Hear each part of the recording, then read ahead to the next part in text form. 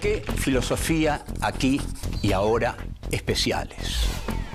Hay temas insoslayables de pensar, de reflexionar y ofrecer nuestra propia interpretación de los hechos históricos. El Islam y los Estados Unidos, los dos dicen tener a Dios de su lado. La guerra del Paraguay es un genocidio silenciado. Había que liquidar al Paraguay. El Paraguay de Francisco Solano López. Vamos a hablar de literatura y política para pensar el compromiso del escritor. Los ejemplos de Sartre, Rodolfo Walsh, como el Eternauta de Oestergel que dice: desde ahora estamos solos, completamente solos. ¿Quiénes pensaron la Argentina de otra manera? John William Cook. El peronismo es el hecho maldito del país burgués. Raúl Scalabrini Ortiz queda en el recuerdo de todos como uno de los principales representantes del pensamiento nacional y popular. El imperativo más profundo que tenemos: pensar por nosotros mismos. Filosofía aquí y ahora especiales. Pensadores. John William Cook. 1. Libertad de prensa y monopolios mediáticos. 2. El golpe del 55 y la resistencia. 3. Sobre los burócratas y la vanguardia. 4. La violencia libertadora de los oprimidos. 1. Libertad de prensa y monopolios mediáticos. Hoy nos vamos a ocupar de una figura relevante, no solo de la política argentina, sino del pensamiento argentino. Nos vamos a ocupar de John William Cook. John William Cook es el ideólogo más importante de la izquierda peronista y hasta podría decirse en un sentido que inventó a la izquierda peronista, porque fue el dirigente más izquierdista durante el primer gobierno de Perón. Cook nació en La Plata, era hijo de un dirigente radical de origen irlandés. Cook dejó varios escritos, notables escritos, y sobre todo creo un libro que se llama Peronismo y Revolución, y otro, La lucha por la liberación nacional. Los comienzos de su vida política se dan dentro del radicalismo porque su padre era radical y el joven Cook surge a la vida política apadrinado, está muy bien dicha aquí la palabra, apadrinado por su padre, de quien aprende los primeros tiras y aflojes de algo tan complejo como es la actividad política. Lo sorprende el golpe del 4 de junio de 1943, donde surge el peronismo. Ahí Cook se empieza a interesar por una figura que se va abriendo paso entre los militares del GO, de Grupo de Oficiales Unidos o Gobierno, Unidad, Orden. Ahí Cook ve que uno de esos coroneles que hay en el GO se destaca de los demás porque tiene una profunda vocación social y fija su vista en este coronel, que es el coronel Perón, y que ya sabemos lo que hace. El coronel Perón ve que hay un caudal político al que nadie le da cobertura política, que son los migrantes internos, y él les da esa cobertura política. Cook así se une al peronismo y llega a ser diputado en 1946, con la brillantez que lo caracteriza, da discursos de alta vehemencia en el Congreso Nacional. El discurso más extraordinario que da Cook, y que quizás resuene con cierta actualidad, pero en todo caso la culpa es de Cook, lo da en la Cámara de Diputados a propósito de una jugada muy arriesgada de Perón y de Evita, que es el cierre del diario La Prensa, el diario de los Gainzapaz, un diario oligárquico que atacaba ferozmente al gobierno peronista. Entonces, el discurso que da Cook en la Cámara de Diputados, que se lo pide Evita muy especialmente, dice, creemos en la libertad de prensa, pero vamos a ver en qué no cree.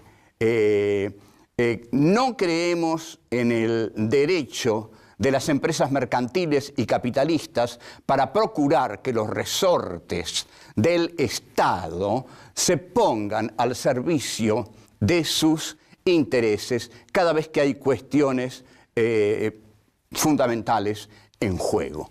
Con lo que está diciendo que el Estado no va a apoyar a las empresas capitalistas monopólicas, sino que, por el contrario, cuando las empresas capitalistas monopólicas se excedan en el poder conglomerado que tienen, porque eso es un monopolio, una conglomeración de poder, el Estado va a intervenir. Los diarios grandes siempre estuvieron en manos de poca gente. Esa poca gente estaba poderosamente vinculada a los negocios, a las finanzas y a los intereses del imperialismo en el país. Cook dice claramente que no se puede confiar en no se puede confundir la prensa con las empresas periodísticas. Una cosa es la libertad de prensa y otra cosa es la empresa periodística. Este es un concepto muy interesante que Cook ya marca en esa época. Una cosa es la libertad de prensa y otra cosa es lo real, la libertad de las empresas, que esto es lo que señala Cook. Volvemos. 2. El golpe del 55 y la resistencia. Se produce el golpe de 1955, el 16 de septiembre. Es un golpe terminante, porque está precedido del bombardeo a una ciudad abierta. Por primera vez, por única vez, se bombardea Buenos Aires. ¿Qué hace Perón? Perón se va. Esto es una cuestión teórica que hay que evaluar. Ahora, Perón hace algo inteligente. Lo deja a John William Cook como conductor del movimiento peronista. Cook piensa que la resistencia a la revolución de derecha liberal del 55 es posible y hay que organizarla. Pero lo que Cook quiere es algo que Perón nunca habrá de aceptar. Cook quiere armar a las masas. Y armar a las masas es un problema muy serio, porque nunca se sabe qué van a hacer las masas cuando están armadas. Ahora, lo que Cook rechaza terminantemente es la teoría del foco. Porque cuando se tienen las masas peronistas, dice Cook, no necesitamos la teoría del foco. La teoría del foco va a venir mucho después con Regis Debray, que le va a decir la teoría a Ernesto Che Guevara. Durante esos tiempos, Cook va a hablar insistentemente de la lucha por la liberación nacional que se hace con las masas. Y va a decir una de las frases fundamentales de la política. La política revolucionaria, dice Cook, y lo dice con enorme lucidez, y esta es una de las grandes verdades de toda lucha revolucionaria. La verdad, la política revolucionaria no parte de una verdad conocida por una minoría, sino del conocimiento que tengan las masas de las grandes líneas estratégicas. O sea, con eso Cook señala como imposible una lucha de vanguardia solitaria, soberbia, iluminista, que reemplace a las masas. La revolución se hace con las masas. Por eso Cook es el genio, el primero que lleva adelante la teoría del entrismo. Hay que entrar en el peronismo porque ahí está el pueblo. Esta es la concepción de Cook, es la concepción que luego va a tomar la izquierda peronista, la del entrismo. Cook participa de la resistencia peronista, que es un gran momento del peronismo, porque es un momento en el cual la clase obrera ejerce la conducción por sí misma. Es decir, no tiene la conducción de Perón, sino que la clase obrera se da su propia conducción, sobre todo en la huelga gloriosa del frigorífico Lisandro de la Torre. Cook va a decir una frase que va a condicionar toda la década del 60 y que va a nuclear a todos los jóvenes que entren en el peronismo. Va a decir, el peronismo es el hecho maldito del país burgués. ¿Por qué dice esta frase? Porque la revolución libertadora se propone desde el primer momento desperonizar el país. Para eso dicta el decreto 4161, por el cual prohíbe nombrar a Perón, a Evita, pasar la marcha peronista, llamar partido justicialista al partido de justicia, prohíbe todo. Entonces, esto demuestra que el peronismo es lo inintegrable al país burgués que intenta legitimarse aislando al peronismo, dejándolo fuera. Así el peronismo adquiere su condición de maldito, de hecho maldito, y no hay nada más seductor para un joven que lo maldito, que lo prohibido. La huelga en el frigorífico Lisandro de la Torre es una huelga que yo llamaría la comuna de Mataderos. Es una huelga, como dije, hecha por los obreros, sin conducción de Perón y sin lucha armada. Los burócratas del peronismo, que siempre han sido, digamos, un dolor, una hernia, una renquera para el peronismo, los burócratas del peronismo dicen que la huelga Lisandro de la Torre está manejada por el comunismo. Dicen lo mismo que dice el gobierno de Frondizi. Por lo tanto, desplazan a Cook de la conducción porque lo acusan de comunista y de llevar la huelga Lisandro de la Torre al comunismo. Entonces Cook empieza una correspondencia con Perón que va a ser tremendamente abundante, que se va a editar en 2 enormes tomos que luego la militancia de los 70 se va a devorar. Cook se va a Cuba, y desde Cuba le pide a Perón insistentemente, obsesivamente, que abandone la España de Franco y se vaya a la Cuba de Castro. Vamos a ver que esto para Perón era absolutamente imposible. Volvemos. 3. Sobre los burócratas y la vanguardia. En 1964, a raíz del regreso de Perón, que es impedido por el gobierno de Arturo Umberto Illia, por su canciller, Zavala Ortiz, quien viaja al aeropuerto del Galeão y con la CIA y la dictadura brasileña impiden el regreso de Perón. Cook, a raíz de eso, da una conferencia en Córdoba en el año 1964. El tema que trata Cook en 1964 en Córdoba es el de la violencia y la no violencia, nada menos. La no violencia, va a decir Cook, es instrumentada siempre por la burocracia reformista. Por supuesto que la burocracia reformista no quiere violencia, porque no quiere presentarse como agresiva para el régimen, quiere presentarse como dialoguista, conciliadora, buena. El burócrata es un personaje que para Cook acepta la realidad tal cual es. Es una brillante definición. Hay una filosofía, que es la filosofía positivista, que también acepta la realidad tal cual es y fue asumida por la generación del 80 en la Argentina.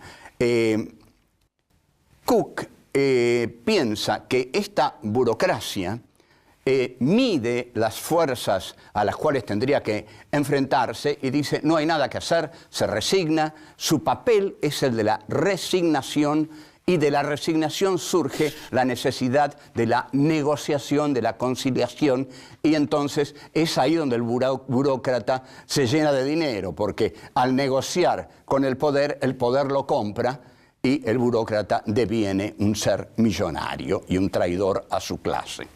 Pero por el contrario, la secta iluminada que cree que la violencia puede crear la realidad a través de la voluntad revolucionaria de aquellos que creen en la violencia, también es denostada por Cook. El voluntarismo es nefasto, porque lo que cree el voluntarismo es que la voluntad crea la realidad, que la voluntad es más fuerte que la realidad. Es tan fuerte nuestra voluntad revolucionaria que nosotros vamos a poder con un ejército, aunque sea mucho más poderoso que nosotros. Entonces, Cook va a decir que la violencia sin fundamentos teóricos también es una simplificación de la realidad que implica sacar del contexto revolucionario a las clases populares. Entonces, ya no se parte de la lucha de clases, sino que se parte de la voluntad revolucionaria de una minoría ilustrada, iluminista, que termina en la soberbia individual. Porque toda política revolucionaria que no cuenta, que no se apoya en la legitimidad de las masas, no es legítima para un hombre que viene del peronismo como John William Cook. Y el voluntarismo es constitutivo de la vanguardia. La vanguardia siempre cree que somos pocos, pero valemos más que ellos. Somos pocos, pero nuestra voluntad revolucionaria es poderosa. Esto se lo dijo Ernesto Che Guevara a Osvaldo Bayer en La Habana, cuando Osvaldo Bayer le dijo: comandante, las fuerzas reaccionarias en la Argentina son mucho más poderosas que las de la Cuba de Batista.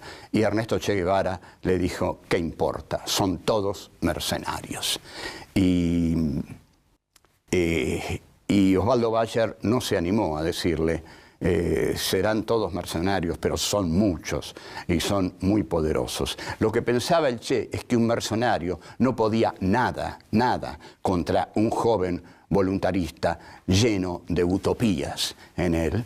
En este sentido, el error de la vanguardia fue absolutamente trágico, porque la voluntad no pudo vencer a las Fuerzas Armadas constituidas, poderosas, armadas por el imperialismo, a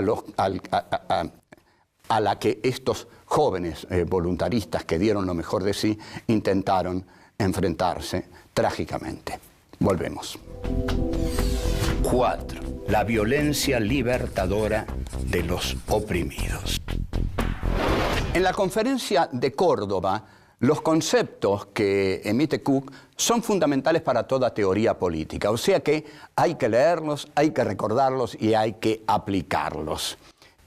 Cook va a decir que es falsa la oposición entre violencia y no violencia. Tenemos que ver por qué y verlo cuidadosamente, porque no es un tema así nomás. Cook dice que lo que se debe resolver es si se ha de oponer a la violencia de los opresores la violencia liberadora de los oprimidos. Esto se ve como algo muy lógico y suena como algo muy genuino. En realidad cualquiera diría: sí, ante la violencia de los opresores, ¿por qué no los oprimidos van a ejercitar una violencia propia? Porque además, dice Cook, la violencia de los oprimidos tiene una base ideológica y moral. Tenemos que detenernos en este concepto de moral y también en la base ideológica. La violencia que se ejerce contra los opresores es una violencia contra los enemigos de los seres humanos. Si esta violencia es en efecto una violencia contra los enemigos de los seres humanos, entonces esta violencia es legítima. La violencia de los oprimidos es legítima porque nada menos tiende a defender la dignidad de los seres humanos. En este sentido es altamente moral. Sigue Cook, el amor, es amor a los hombres, la violencia de los oprimidos, que se traduce en odio a quienes causan la desgracia de estos hombres. La palabra odio lo va a usar el Che Guevara en el mensaje a la tricontinental que escribe desde la selva boliviana y dice: solo un pueblo con odio puede derrotar a un enemigo invencible. Ahora, esta dialéctica es peligrosa. ¿Por qué es peligrosa? Porque cualquier grupo puede decidir que es el oprimido. Cualquier grupo puede decidir que es la moral. ¿Cómo se decide cuando un grupo es el grupo oprimido? ¿Cómo se decide cuando un grupo realmente encarna la moral? Bueno, la violencia siempre se basa en absolutos. Siempre se mata desde un absoluto. La Revolución Francesa mataba desde la diosa razón. Robespierre y Saint-Just mataban desde la diosa razón. La Revolución rusa mataba desde el sufrimiento del proletariado y del campesinado ruso. La Revolución Nacional Socialista mataba desde la pureza de la raza. Luego las revoluciones socialistas matan desde el hombre nuevo, y ni hablar aquí, el genocida Videla mata desde el estilo de vida argentino. O sea, ¿cuál es la violencia del sometido? La violencia del sometido, ¿cómo decidir que es legítima? Bueno, si nosotros vamos al problema de Argelia, ahí tenemos un pueblo colonizado que lucha por su descolonización. Ahí sería difícil ver que esa violencia no es legítima, pero la que es difícil es la historia humana. En el siglo XX, todas las revoluciones que se hicieron para salvar a la condición humana, todas las revoluciones que se hicieron para salvar a los oprimidos de su opresión, terminaron generando una nueva dictadura, una nueva opresión. Es decir, hay un desencanto con las revoluciones socialistas del siglo XX, e incluso el filósofo cordobés Oscar del Barco llegó a decir que nada le ha hecho peor al socialismo que las revoluciones socialistas del siglo XX. Pensemos en la Revolución Rusa, que finalmente es copada por Stalin, el partido de vanguardia, la ideología como dogma, y luego vienen las purgas de todos los disidentes. Pero Cook muere en 1968. Cook muere creyendo en la revolución. Cook no asiste a todas las etapas terribles de desencanto que hemos tenido que asistir nosotros, y sobre todo Cook no vive la dictadura terrible de Videla. Cook mantuvo una larguísima correspondencia con Juan Domingo Perón cuando Juan Domingo Perón estaba en Madrid. Lo esencial de esa correspondencia es que Cook le dice al general Perón: usted no puede no estar en América Latina porque aquí usted va a oler la revolución. Porque la revolución que está ocurriendo en América Latina, usted no solo tiene que verla, tiene que olerla, tiene que sentirla, tiene que estar aquí. Y el peronismo tiene que ser un movimiento revolucionario, si no, no es nada el peronismo. Eso es lo que le decía Cook, que quería en efecto un peronismo revolucionario, porque creía que el proletariado debía ser la vanguardia del movimiento revolucionario. Tengamos muy en cuenta esto. Cook creía que tenían que ser las masas peronistas la vanguardia de la revolución justicialista.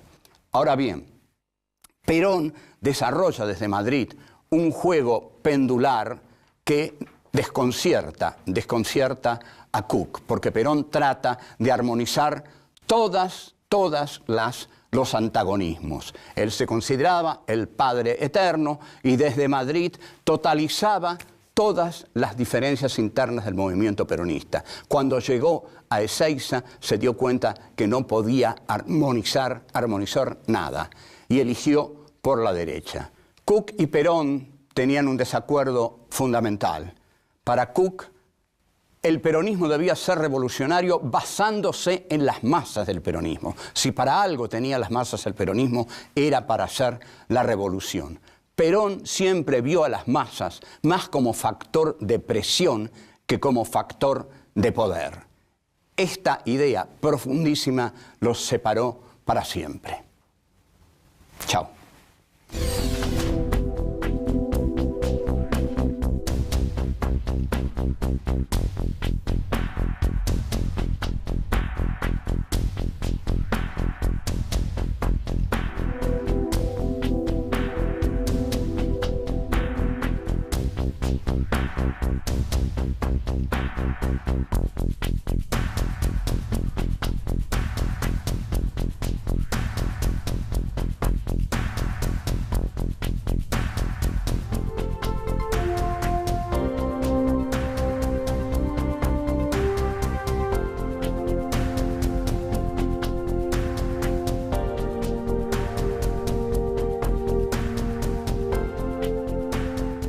Izquierda peronista, y hasta podría decirse en un sentido que inventó a la izquierda peronista porque fue el dirigente más izquierdista durante el primer gobierno de Perón. Cook nació en La Plata, era hijo de un dirigente radical de origen irlandés. Cook dejó varios escritos, notables escritos, y sobre todo creo un libro que se llama Peronismo y Revolución y otro La lucha por la liberación nacional. Los comienzos de su vida política se dan dentro del radicalismo porque su padre era radical. El eternauta de Oestergel que dice: desde ahora estamos solos, completamente solos. ¿Quiénes pensaron en la Argentina de otra manera? John William Cook. El peronismo es el hecho maldito del país burgués. Raúl Scalabrini Ortiz queda en el recuerdo de todos como uno de los principales representantes del pensamiento nacional y popular. El imperativo más profundo que tenemos: pensar por nosotros mismos. Filosofía aquí y ahora especiales. Pensadores. John William Cook, 1. Y el joven Cook surge a la vida política apadrinado, está muy bien dicha aquí la palabra, apadrinado por su padre, de quien aprende los primeros tiras y aflojes de algo tan complejo como es la actividad política. Lo sorprende el golpe del 4 de junio de 1943, donde surge el peronismo. Ahí Cook se empieza a interesar por una figura que se va abriendo paso entre los militares del GO, de libertad de prensa y monopolios mediáticos. 2. El golpe del 55 y la resistencia. 3. Sobre los burócratas y la vanguardia. 4. La violencia libertadora de los oprimidos. 1. Libertad de prensa y monopolios mediáticos. Hoy nos vamos a ocupar de una figura relevante, no solo de la política argentina, sino del pensamiento argentino. Nos vamos a ocupar de John William Cook. John William Cook es el ideólogo más importante de la historia. ¿Por qué filosofía aquí y ahora especiales? Hay temas insoslayables de pensar, de reflexionar y ofrecer nuestra propia interpretación de los hechos históricos. El Islam y los Estados Unidos, los dos dicen tener a Dios de su lado. La guerra del Paraguay es un genocidio silenciado. Había que liquidar al Paraguay. El Paraguay de Francisco Solano López. Vamos a hablar de literatura y política para pensar el compromiso del escritor. Los ejemplos de Sartre, Rodolfo Walsh, como